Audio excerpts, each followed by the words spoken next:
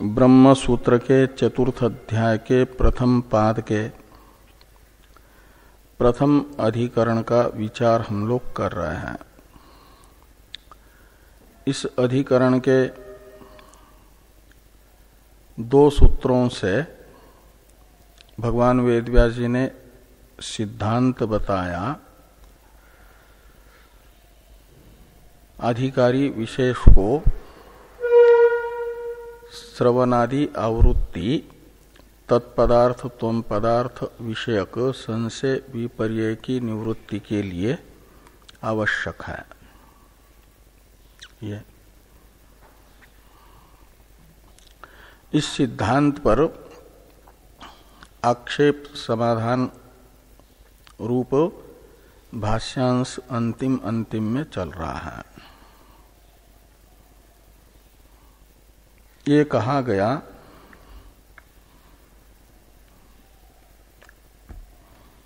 कि जो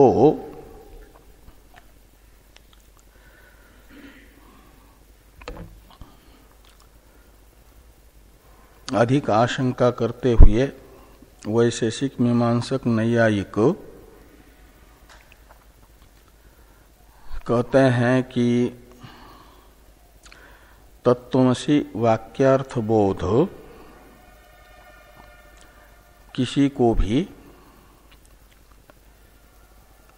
जैसा वेदांती कहते हैं उस प्रकार का नहीं होता है।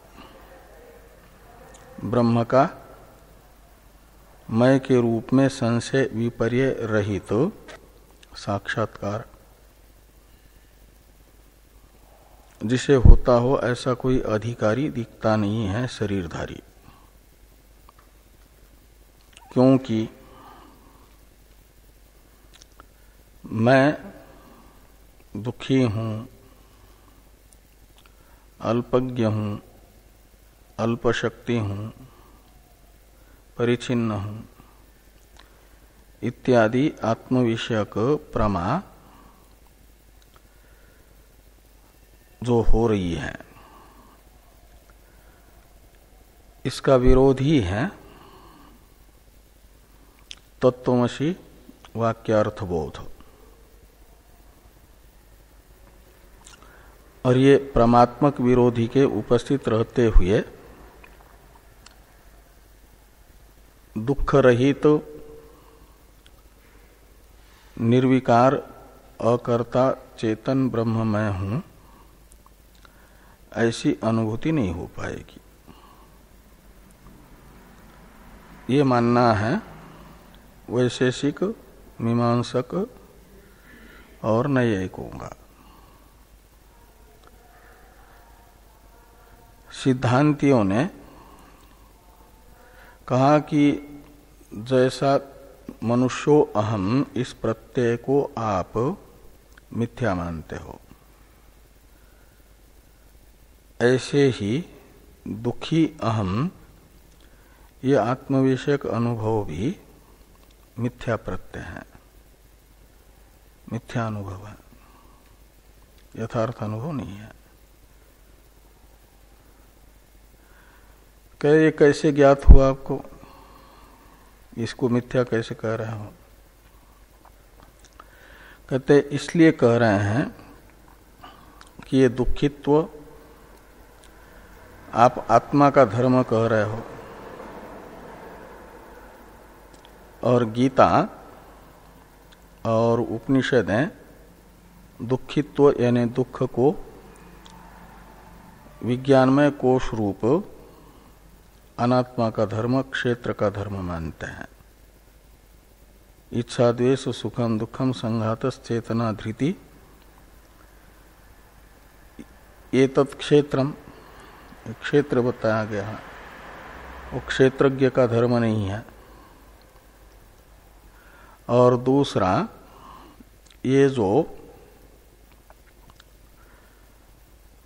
श्रुति है ह्री धी भी सर्वम एतत् मन एव इत्यादि बताने वाली, वह मन शब्द से मन बुद्धि दोनों लेना है। तो दुखित्व धर्मी तो बुद्धि है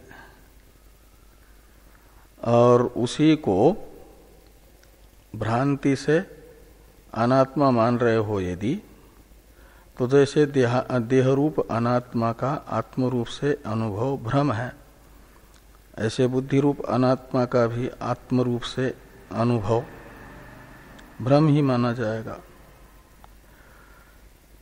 और दुखित तो यदि आत्मा का स्वरूप होता तो सुसुप्त्यादि आत्मा के अनुवृत्त होने पर दुखित तो भी सुसुप्त्यादि में अनुवृत्त होता ना,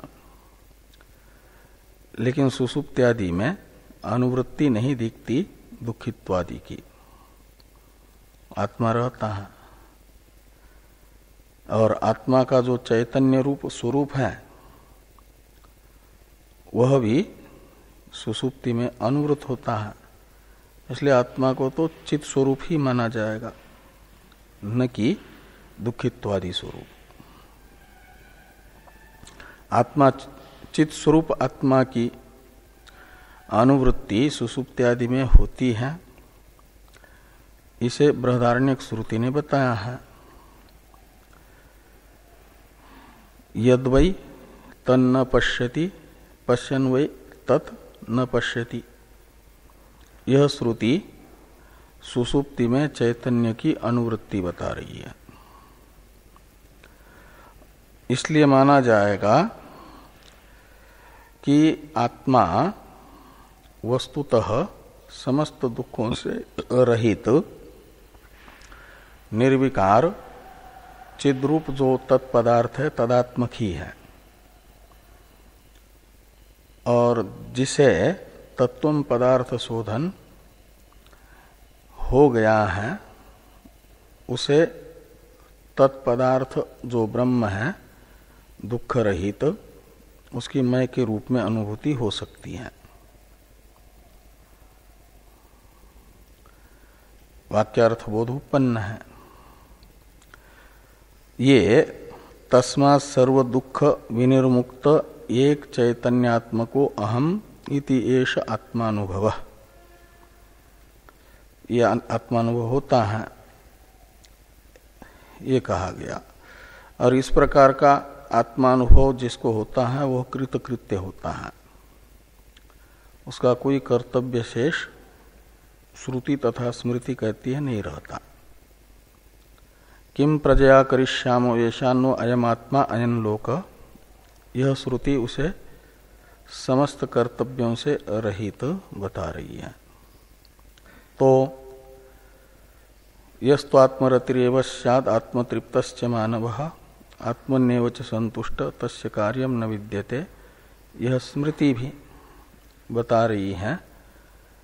जो आत्मज्ञ है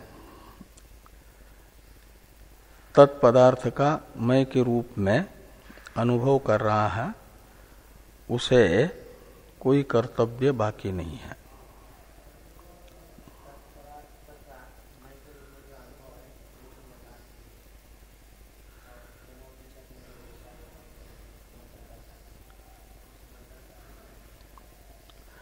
तो यानी ईदंतया जो अमत है, ईदंतया जो जानता है कि नहीं मैं जानता हूं, तस्य मतम, उसे वह मत यानी अनुभव में आता है मैं के रूप में। वह इदम नहीं है, मैं हूं। इदम तो विदित अविदित है, और वह विदित अविदित रूप जो इदम है उससे विलक्षण है, वो मैं के रूप में अनुभव में आता है, ये वहां पर कहा गया। और जो कहता है कि यस्य मतम का मतलब ईदंतया मैं जानता हूं, जैसे घटादि को जानता हूं ऐसे ब्रह्म को जानता हूं, तो कहते तस्य अमतम, उसे वो नहीं जाना गया, ये कह रही है श्रुति। मैं के रूप में अनुभव में आता है ब्रह्म, ईदं के रूप में नहीं आता।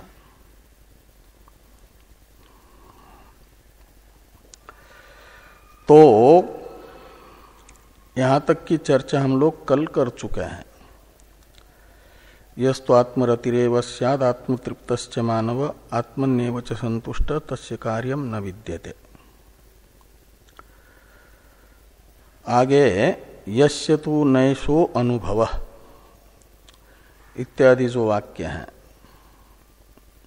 इस पर चर्चा होनी है। तो टीकाकार यस्तु इत्यादि का अवतरण लिखने से पहले नहीं, तत्रापि से हम लोगों को चर्चा करनी है ना। वो यस्तु नैसो अनुभव द्राग इव जायते यस्य तु तम प्रति अनुभवार्थम एव आवृत्ति अभ्युपगम। ये वाक्य कल हुआ है। इसका अर्थ हुआ कि जिसे वाक्यार्थ की अनुभूति नहीं हुई है, यानी तत्पदार्थ मय के रूप में हस्तामलकवत अनुभव में नहीं आ रहा है, उसे ही वाक्यार्थ की अनुभूति कराने के लिए तत्पदार्थ का मय के रूप में अनुभव कराने के लिए वाक्यार्थ ज्ञान के हेतुभूत तत्वम पदार्थ विषयक संशय विपर्य निवृत्ति के लिए, पदार्थ शोधन के लिए आवृत्ति का विधान है। आवृत्ति बताई गई है। तो ये कहा गया कि यस्य तु नैषो अनुभव द्राग इव जायते तम प्रति अनुभवार्थम एव आवृत्ति अभ्युपगम।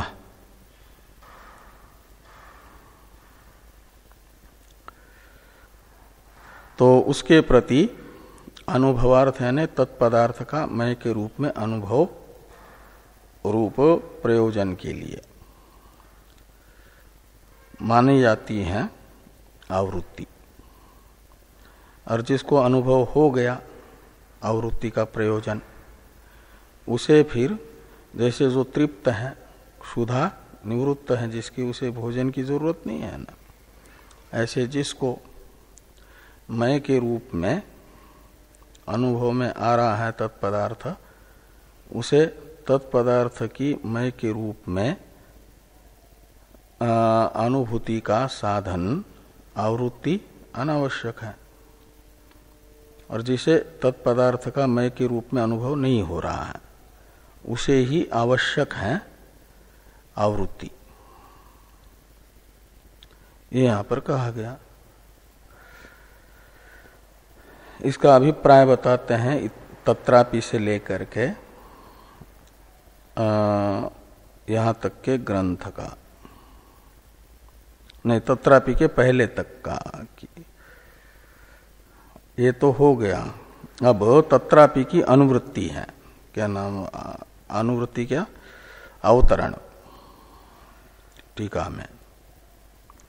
तो टीका को देखिए कि ननु आवृत्तो नियोगात प्रवृत्तिर्वाच्या तथा च नियुक्तत्व बुद्धे अकर्त्रात्मधीर न स्यात् इत्यतः तत्रापीति। तो कहते हैं आप कह रहे हो जिसको तत्पदार्थ का मय के रूप में अनुभव नहीं हुआ, उसी के लिए आवृत्ति का अभ्युपगम है, आवृत्ति रूप साधन बताया जा रहा है। तो यदि जिसे तत्वमसि वाक्यार्थ का बोध नहीं हुआ, उसे श्रोतव्य, मंतव्य, निरिध्यासितव्य इत्यादि वाक्य आवृत्ति में नियुक्त करेंगे, आवृत्ति में यदि, तो मानना पड़ेगा वो श्रोतव्यादि वाक्य के द्वारा आवृत्ति में नियुक्त जो अधिकारी हैं, वो मानेगा कि श्रोतव्यादि वाक्य मुझे श्रवणादि आवृत्ति में प्रेरित कर रहे हैं। मैं श्रोतव्यादि वाक्य से वाक्यार्थ ज्ञान रूप प्रयोजन की सिद्धि के लिए श्रवणादि के आवृत्ति में नियुक्त हूं। श्रवणादि आवृत्ति मेरी कर्तव्य है। मैं श्रवणादि आवृत्ति का करता हूं, ये बुद्धि रहेगी उसके अंदर। और ये बुद्धि रहेगी यदि श्रोतव्यादि वाक्य से उत्पन्न होगी इस प्रकार की बुद्धि, तो तत्पदार्थ तो आवृत्ति का भी कर्ता नहीं है ना, और न नियोज्य है। तो श्रवणादि के विधायक श्रोतव्यादि वाक्य का अनियोज्य, आवृत्ति का अकर्ता निर्विकार ब्रह्म मैं हूं। इस अनुभव का तो एक प्रकार से विरोधी ही प्रत्यय उत्पादक बन रहा है। कौन? श्रोतव्यादि वाक्य। तो श्रोतव्यादि वाक्य को नियोजक मानेंगे और उसके अधिकारी को नियुक्त मानेंगे, तो श्रोतव्यादि वाक्य से श्रवणादि आवृत्ति के अधिकारी में नियुक्तत्व बुद्धि यानी प्रतीति होगी, और आवृत्ति को अपना कर्तव्य समझ करके आवृत्ति का स्वयं को कर्ता अनुभव करेगा। तो अकर्त्री ब्रह्म मैं हूं, ये बोध नहीं हो पाएगा। ये बोध कैसे उत्पन्न होगा? ये शंका है। इसका उत्तर देने के लिए तत्रापि इत्यादि वाक्य है। तो ये टीका में अवतरण, टीकाकार ने टीका में अवतरण में लिखा कि ननु आवृत्तो नियोगात, यानी श्रोतव्यादि वाक्य श्रवणादि के आवृत्ति में अधिकारी को नियुक्त करेंगे। जिसको तत्पदार्थ का मय के रूप में अनुभव नहीं हुआ उसे नियुक्त करेंगे यदि, तो प्रवृत्तिर्वाच्या, तब मानना पड़ेगा कि श्रोतव्यादि वाक्य के अधिकारी की आवृत्ति में प्रवृत्ति हो रही है श्रोतव्यादि वाक्य से। तो तथा च नियुक्तत्व बुद्धे, तो जो श्रोतव्यादि श्रुति वाक्य से अपने को नियोज्य मान रहा है, श्रोतव्यादि वाक्य मुझे आवृत्ति में नियुक्त कर रहे हैं, मैं श्रोतव्यादि वाक्य से आवृत्ति में नियुक्त हूं, तो स्वयं में नियुक्तत्व बुद्धि हो जाएगी। और ऐसी नियुक्तत्व बुद्धि जिसकी हुई है स्वयं के विषय में, वो मानेगा आवृत्ति मेरी कर्तव्य है, मैं आवृत्ति का करता हूं। ऐसा जिसका निश्चय है उसे कहते हैं अकर्तृ आत्मधीर न स्यात्। तो अकर्ता जो ब्रह्म है तत्पदार्थ, वो मैं हूं, ऐसा अनुभव नहीं हो पाएगा। अकर्तृ आत्मबुद्धि न स्यात्।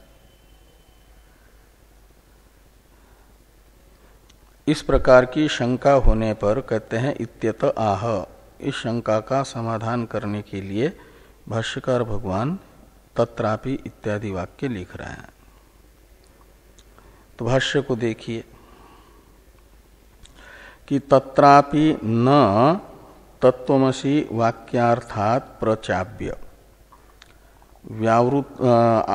प्रचाव्य आवृत्तौ प्रवर्तयेत नहि वर्घाताय कन्याम उद्वाहयन्ति नियुक्तस्य च अस्मिन् अधिकृतो अहम् कर्ता मया इदं कर्तव्यम इति अवश्यम ब्रह्म प्रत्ययात विपरीत प्रत्यय उत्पद्यते।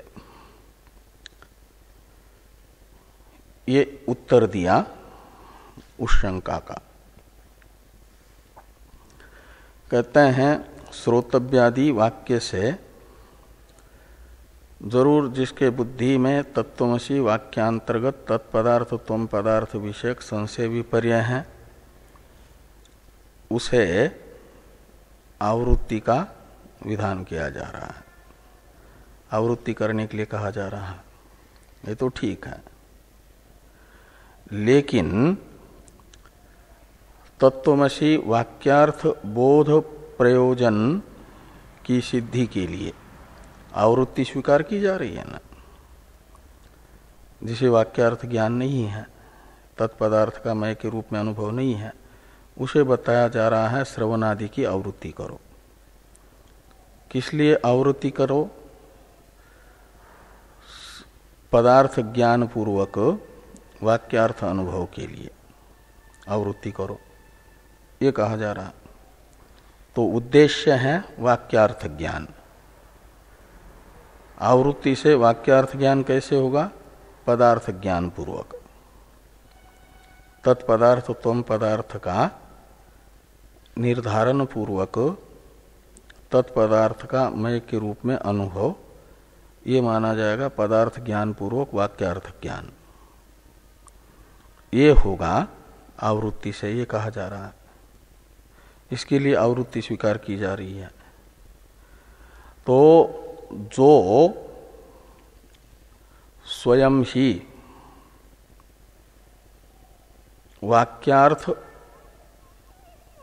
अनुभव में प्रवृत्त हुआ है, वाक्यार्थ अनुभव करने में जो प्रतिबंधक दोष हैं, उन दोषों को निवृत्त करने के लिए वाक्यार्थ ज्ञान के साधन में स्वयं प्रवृत्त है। वो निष्ठा बना रहा है वाक्यार्थ की, का मतलब निधिध्यासन कर रहा है, और उससे निधिध्यासन हो रहा है ठीक ठीक। तो कहते हैं तत्रापि यानी आवृत्ति अभ्युपगमेपि, आवृत्ति अभ्युपगमे सत्यपि, तत्रापि का अर्थ निकलेगा। तत्र का अर्थ है तस्मिन् सति, और तस्मिन् सति का अर्थ है आवृत्ति अभ्युपगमे सत्यपि। वाक्यार्थ ज्ञान के लिए श्रवणादि की आवृत्ति स्वीकार करने पर भी कहें कि उसे श्रोतव्यादि वाक्य से नियोग नहीं किया जाएगा। जो स्वयं ही तीव्र आत्मजिज्ञासा के कारण विपर्यय की निवृत्ति का साधनभूत वाक्यार्थ अनुसंधान में लगा है। वाक्यार्थ अनुसंधान है निधिध्यासन, और उस वाक्यार्थ अनुसंधान में तीव्र जिज्ञासा को लेकर के प्रवृत्त हुआ है स्वयं ही। तो उसे श्रोतव्यादि वाक्य से जो स्वयं नियुक्त है उसे नियुक्त नहीं किया जाएगा, उसे नियुक्त करने की जरूरत नहीं है, स्वयं ही अनुसंधान में लगा है। ये कहा जा रहा है कि तत्रापि न तत्वमसि वाक्यार्थात प्रचाव्य, जो वाक्यार्थ अनुसंधान कर रहा है उससे हटा करके आवृत्तो प्रवर्तयेत, श्रवणादि की आवृत्ति में श्रोतव्य मंतव्य इत्यादि वाक्य से प्रवृत्त नहीं किया जाएगा, जिससे वाक्यार्थ अनुसंधान नहीं हो रहा है। आगे बताया जाएगा उसे, जिससे त्वम पदार्थ की ब्रह्म रूपता सिद्ध हो सके ऐसे वाक्यार्थ अनुसंधान में लगाते हैं श्रोतव्यादि वाक्य, ये आगे कहा जाएगा। लेकिन जो स्वयं ही अनुभव के लिए लालायित है और उसके लिए अपने जीवन का समय इधर उधर की बातों में व्यर्थ नहीं जाने देता, वेदांतार्थ अनुसंधान ही करता है। आसुक्ते रामृते कालम नेद वेदांत चिंतया के अनुसार इसी में लगा हुआ है, जो उसे उस स्वयं की ब्रह्मरूपता का जो अनुसंधान कर रहा है उसे वहां से हटा करके आवृत्ति में प्रवृत्त करें, ये नहीं। ये कहा जा रहा है कि तत्रापि न तत्वमसि वाक्यार्थात प्रचाव्य, प्रचाव्य का अर्थ है हटा करके, आवृत्तो प्रवर्तयेत, श्रवणादि की आवृत्ति में प्रवृत्त करें, ऐसा नहीं। कहते हैं नहीं वरघाताय कन्याम उद्वाहयन्ति, कि कन्या का विवाह कोई भी उसके पति का घात करने के लिए नहीं करता। तो वरघाताय का अर्थ है पति का विनाश करने के लिए। कन्या का पिता कन्या का विवाह नहीं करता किसी पुरुष के साथ। ऐसे ही वाक्यार्थ अनुसंधान में स्वयं प्रवृत्त हुआ और वाक्यार्थ अनुभव के लिए ही तो आवृत्ति है, और वाक्यार्थ अनुसंधान करना ये तो एक प्रकार से उद्देश्य की पूर्ति में लगा हुआ है, उद्देश्य के पास है, और वहां से उसे हटा करके ये कर लें कि आवृत्ति में प्रवृत्त करे, तो ये प्रधान का व्याघात माना जाएगा, विनाश माना जाएगा। ये वर के विनाश के लिए कन्या का विवाह जैसा माना जाएगा, ये नहीं हो सकता। इस अभिप्राय से कहा गया कि नहीं वरघाताय कन्याम उद्वाहयन्ति।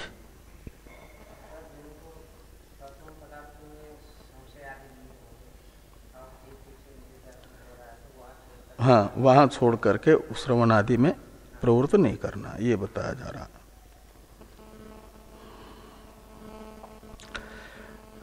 तो नहीं वरघाताय कन्याम उद्वाहयन्ति, ऐसा क्यों? तो कहते हैं यदि वाक्यार्थ से प्रचावित करके निधिध्यासन से प्रचावित करके श्रवण आदि आवृत्ति में लगाते हैं यदि, तो फिर उसमें ये अभी अकर्तृ ब्रह्म का मय के रूप में अनुसंधान कर रहा था, और श्रोतव्यादि वाक्य या आचार्य उसे आवृत्ति में नियुक्त करेगा, तो आवृत्ति मेरी कर्तव्य है, मैं आवृत्ति का करता हूं, ऐसे कर्तृत्व बुद्धि हो जाएगी। जो अकर्तृ ब्रह्म मैं हूं इस वाक्यार्थ की विरोधी है, विपरीत है। ये कह रहे हैं कि नियुक्तस्य च अस्मिन् अधिकृतो अहम कर्ता मया इदम कर्तव्यम इति अवश्यम ब्रह्म प्रत्ययात विपरीत प्रत्यय उत्पद्यते। तो वाक्यार्थ अनुसंधान से हटा करके आवृत्ति में नियुक्त किया जाएगा, तो उसमें स्वयं में मैं श्रोतव्यादि वाक्य से नियुक्त किया गया हूँ आवृत्ति में, आवृत्ति मेरी कर्तव्य है, मैं आवृत्ति का करता हूँ, ये प्रत्यय होगा। ये प्रत्यय ब्रह्म प्रत्यय से विपरीत प्रत्यय है। और अभी ब्रह्म प्रत्यय के निकट था, ब्रह्म प्रत्यय बना रहा था। इसलिए अभी वाक्यार्थ अनुभूति जिसको नहीं है, ऐसे साधकों में भी जिसका वाक्यार्थ अनुसंधान स्वयं हो रहा है, यानी निधिध्यासन में अच्छी स्थिति है जिसकी, उसे निधिध्यासन से बहिरंग साधन कोटि में आने वाले कर्मादि की अपेक्षा अंतरंग, लेकिन निधिध्यासन की अपेक्षा बहिरंग श्रवणादि आवृत्ति में न लगाए, ये कहा जा रहा है। कि नियुक्तस्य च अस्मिन् अधिकृतो अहम कर्ता मया इदं कर्तव्यम इति अवश्यम ब्रह्म प्रत्ययात् विपरीत प्रत्यय उत्पद्यते। इसका अभिप्राय बताते हैं टीकाकार, तत्रापि से लेकर के उत्पद्यते यहां तक का। आवृत्ति अभ्युपगमे अपि, यह तत्रापि का अर्थ कर दिया। आवृत्ति अभ्युपगमेपि अकर्ता अहम इति अनुभवात् प्रचाव्य गुरु अन्यो वा नियोगात न प्रवर्तयेत उक्त दोषात इत्यर्थ। तो ये कहते हैं कि जिसे यानी वाक्यार्थ अनुभव नहीं है, तो पूर्व वाक्य में बताया कि उसे वाक्यार्थ अनुभव रूप प्रयोजन के लिए आवृत्ति स्वीकार की गई है। लेकिन अब वाक्यार्थ अनुभव जिनको नहीं है, ऐसे भी दो हैं, दो प्रकार के हैं। एक है वाक्यार्थ अनुभव के प्रति उत्कंठा वाले, उनको उत्कंठा है,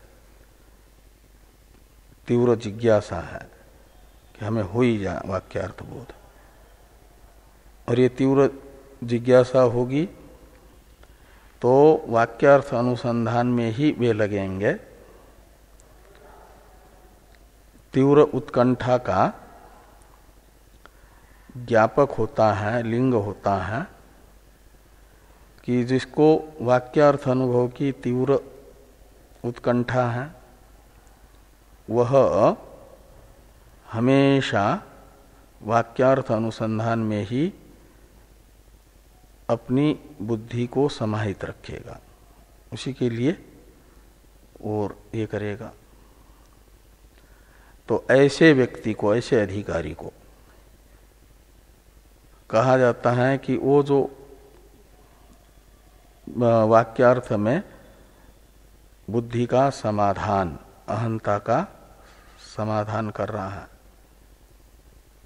उसे हटा करके गुरु या अन्य कोई उसे आवृत्ति में नियुक्त न करें, विधान न करें। विधान करेगा तो फिर कर्तव्य बुद्धि हो जाएगी, और उस कर्तव्य साधन के प्रति मैं करता हूं, यह विपरीत प्रत्यय होगा, जो ब्रह्म प्रत्यय से विपरीत है, विरोधी है। ये अभिप्राय बताया कि आवृत्ति अभ्युपगमेपि अकर्ता अहम इति अनुभवात् प्रचाप्य गुरु अन्यो वा नियोगात न प्रवर्तयेत। क्यों प्रवृत्त न करे? तो कहते हैं यदि प्रेरणा दे करके करेंगे तो सामने वाला अपने को प्रेर्य समझेगा, और जिस साधन में प्रेरित किया जा रहा है उस साधन का मैं करता हूं, ये बुद्धि उसमें होगी, और ये ब्रह्म प्रत्यय की विरोधी है। इसलिए उक्त दोषात ये कहा, उक्त दोष भाष्य में था ना कि नियुक्तस्य च अस्मिन् अधिकृतो अहम कर्ता मया इदम कर्तव्यम इति अवश्यम ब्रह्म प्रत्ययात विपरीत प्रत्यय उत्पद्यते। ये है उक्त दोष। इस दोष के कारण जिसका स्वयं वाक्यार्थ अनुसंधान हो रहा है उसे वहीं पर रहने दे, उसके साथ छेड़छाड़ न करें, ये कहा जा रहा है।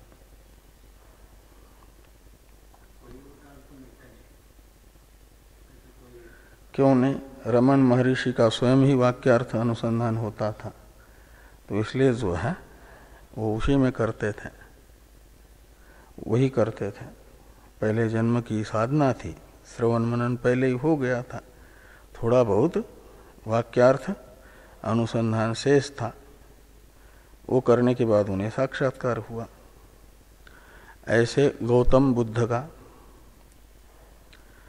थोड़े जन्म में थोड़ी 40 दिन का अनुसंधान बाकी था, तो जैसे ही वो 40 दिन में वाक्यार्थ अनुसंधान पूरा कर लिया तो उन्हें ब्रह्म का, सत्य का यानी ब्रह्म का मय के रूप में अनुभव हुआ। तो ये लोग हैं।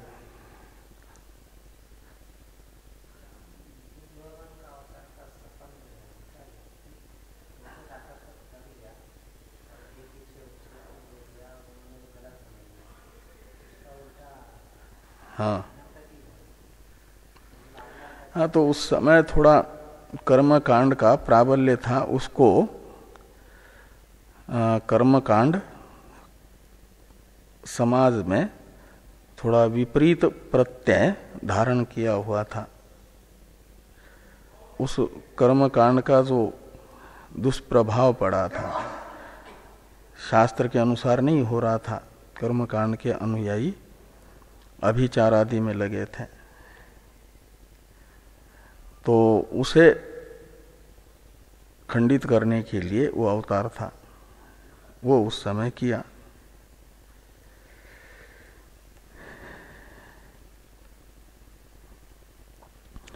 तो आगे हैं यस्तु इत्यादि का अवतरण टीका में, कथम तरहि प्रवृत्ति इत्यत आह यस्तुइति। तो कहते हैं यदि जिसको वाक्यार्थ की अनुभूति है वो तो कृतकृत्य है, वो भी आवृत्ति का अधिकारी नहीं है।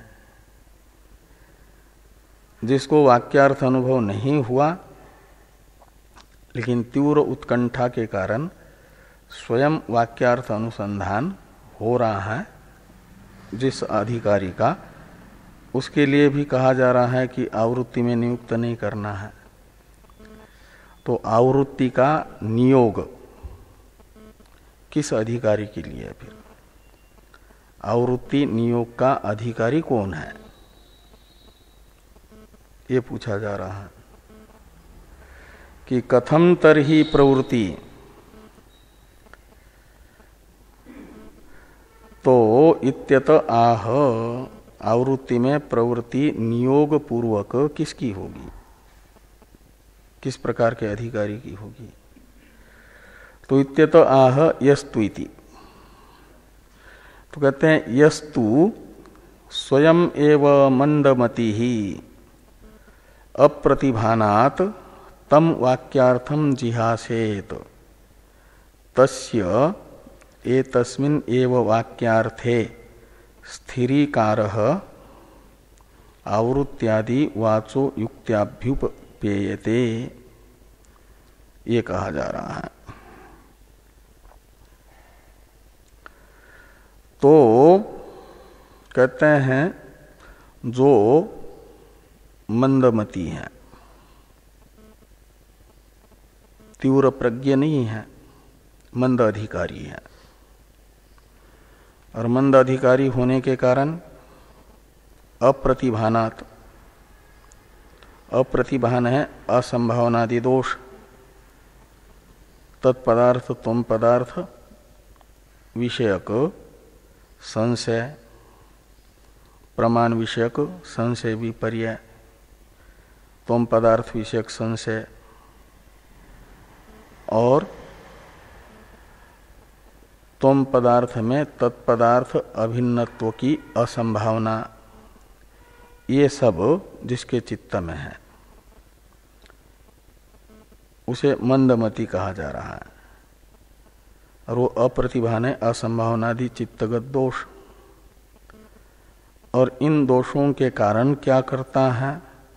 तम वाक्यार्थम स्वयं एव जिहासेत। त्वम पदार्थ की तत्पदार्थ रूपता यानी ब्रह्म रूपता रूप जो वाक्यार्थ है,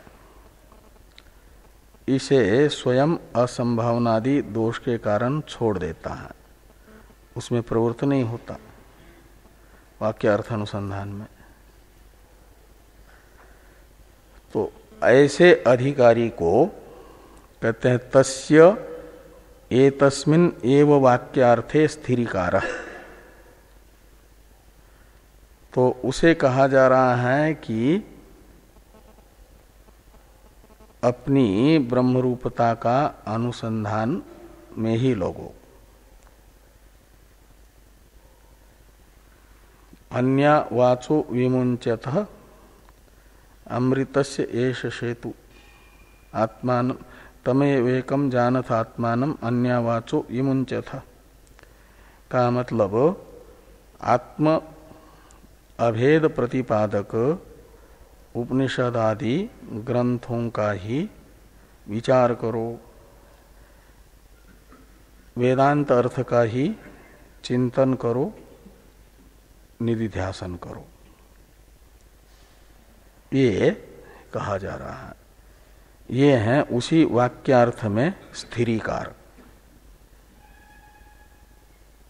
जो तत्वम पदार्थ का भेद प्रतिपादक शब्द राशि है, भेदवादियों के ग्रंथ, उन्हें छोड़ दो और जिससे बुद्धि स्वयं की ब्रह्मरूपता में स्थिर हो जाए, ऐसे जीव की ब्रह्मरूपता प्रतिपादक ग्रंथों का विचार करो बार बार, युक्तियों से भी बार बार त्वमर्थ का ब्रह्म रूप से चिंतन करो। और जब श्रवण मनन से निश्चित हो जाए परोक्ष रूप से कि जीवो ब्रह्मैव न अपरः, और उपाधि मात्र जो है वो मिथ्या है, इसलिए कल्पित भेद है, वास्तविक भेद नहीं। वास्तविक तो अभेद ही है तत्वम पदार्थ का, ये निश्चय हो जाए तो फिर उस वास्तविक अभेद के अनुसंधान में ही अपने आप को समर्पित कर दो। ये श्रोतव्य, मंतव्य, निधिध्यासितव्य इत्यादि आवृत्ति विधायक वाक्यों के द्वारा बताया जा रहा है, ये अभिप्राय है इनका। ये कहते हैं कि यस्तु स्वयं एव मंदमति अप्रतिभाना तम वाक्यार्थम जिहासेत तस्य एतस्मिन् एव वाक्यार्थे स्थिरीकार। यही वाक्यार्थ यानी ब्रह्म सत्य है, जगत मिथ्या है, यानी द्वैत मिथ्या है, अद्वैत सत्य है, और जीव ब्रह्म रूप ही है, भिन्न नहीं। इसी अर्थ के अनुसंधान में समाहित करना अपने अधिकारी को, मंदमति अधिकारी को, आवृत्त्यादि वाक्यों का अभिप्राय है। तो ये कह रहे हैं स्थिरीकार वाक्यार्थे स्थिरीकार आवृत्त्यादि वाचो युक्त्या अभ्युपेयते, ये आवृत्त्यादि वाक्यों का उद्देश्य है। तस्मात् ये जो आक्षेप था उसका समाधान हो गया और आवृत्ति का प्रकार भी बताया गया। अब उपसंहार किया जा रहा है। अंगीक्रियते स्वीक्रियते।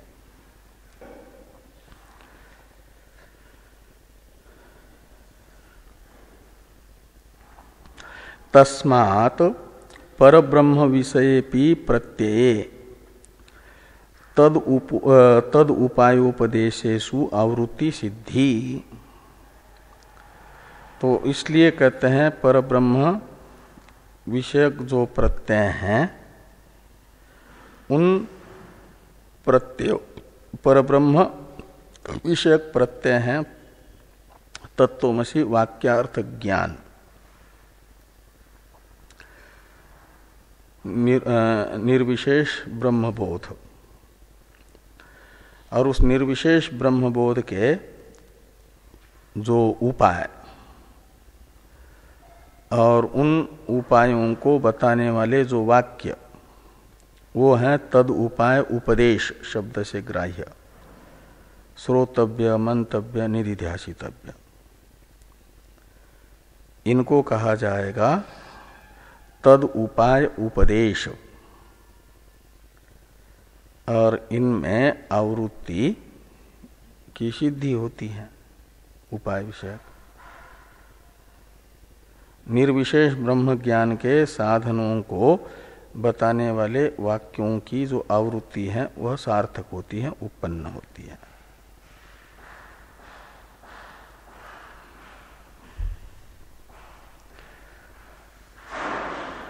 टीका में है थोड़ा सा, अप्रतिभानात् का अर्थ करते हैं असंभावनादिना इत्यर्थ। अप्रतिभानात् का अर्थ है असंभावनादिना। असंभावना आदि शब्द से संशय, विपर्य, ये सब इन दोषों के कारण वाक्यार्थ अनुसंधान नहीं कर पाता, छूट जाता है जिस मंदाधिकारी का। उसे कहा जा रहा है कि तुम वाक्यार्थ अनुसंधान में ही लगाए रखो अपने आप को।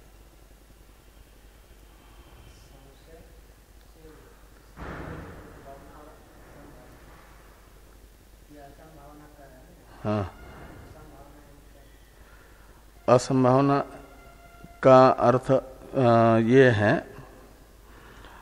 भेद निश्चय होने से तत्वमसि वाक्य जीव ब्रह्म का भेद क्या नाम अभेद बता नहीं सकता, अभेद की असंभावना। भेद निश्चय हो जाता भेदवादी को। नहीं, संशय तो है, भेद है कि अभेद है, और असंभावना है भेद ही है। ये विपर्य की तरह है। हाँ, असंभावना और विपर्य एक जैसा है। हाँ? विपर्य तो विपरीत निश्चय है, और असंभावना में विपरीत निश्चय में थोड़ी शिथिलता होती है तो असंभावना ऐसा, और विपर्य तो असंभावना का दृढ़ रूप विपर्य है, और शिथिल रूप असंभावना है। दोनों एक जैसे ही है, एक शिथिल एक दृढ़ ऐसा। असंभावना में अ को विपरीत अर्थ में मानेंगे तो विपरीत संभावना। विपरीत संभावना में संभव शब्द का अर्थ है प्रत्यय संभावना, यानी विपरीत धारणा। विपरीत धारणा है जीव ब्रह्म रूप है, उससे भिन्न समझना, ये विपरीत धारणा है। वो विपर्य जैसा ही है। तो असंभावनादिना यानी विपर्यादिना ऐसा कह सकते हैं। वो छूट जाता है जब ये होता है कि तत्वमशादी वाक्य जीव ब्रह्म का भेद ही बता रहे हैं, जिनके अनुसार जीव ब्रह्म एक नहीं है। उनके बुद्धि में तो ये निश्चय है कि जीव ब्रह्म रूप हो ही नहीं सकता। ये जो असंभावना है यानी विपरीत भावना का ही एक रूपांतर है। ये भी अप्रतिभान शब्द का अर्थ है। और इस अप्रतिभान के कारण वाक्यार्थ अनुसंधान छूट जाता है। तो उसे कहा जा रहा है कि तुम उसी में स्थिर रहो।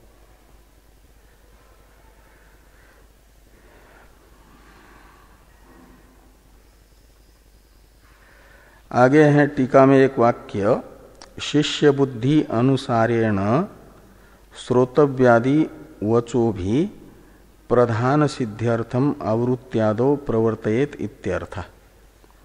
शिष्य बुद्धि के अनुसार यानी शिष्य की योग्यता के अनुसार श्रोतव्यादि वाक्यों को आधार बना करके, शास्त्रीय वाक्यों को, इन श्रोतव्यादि वाक्यों के द्वारा बताए गए जो साधन हैं, वाक्यार्थ ज्ञान के जो साधन हैं, उन साधनों के आवृत्त्यादि में योग्यता के अनुसार प्रवृत्त करें। शिष्य बुद्धि अनुसार न प्रवर्तित का अर्थ है। ये भाष्यकार भगवान ने बताया अंतिम में, तत्रापि से लेकर के यहाँ तक के ग्रंथ से, जिसका स्वयं सबसे निकटवर्ती साधन वाक्य अर्थ अनुभव का निधिध्यासन हो रहा है, उसे वहीं पर रहने दे, उसको अपने नियोग का विषय न बना ले। और जो मंदमथी है उसे फिर उसकी योग्यता के अनुसार इन साधनों में से किसी न किसी साधन की आवृत्ति में लगा दे। ये बताया जा रहा है आवृत्ति असकृत उपदेशास्त्र इस अधिकरण के द्वारा। इस प्रकार ये चतुर्थ अध्याय के प्रथम पाद का प्रथम अधिकरण पूरा हो जाता है। कल से द्वितीय अधिकरण की चर्चा होगी।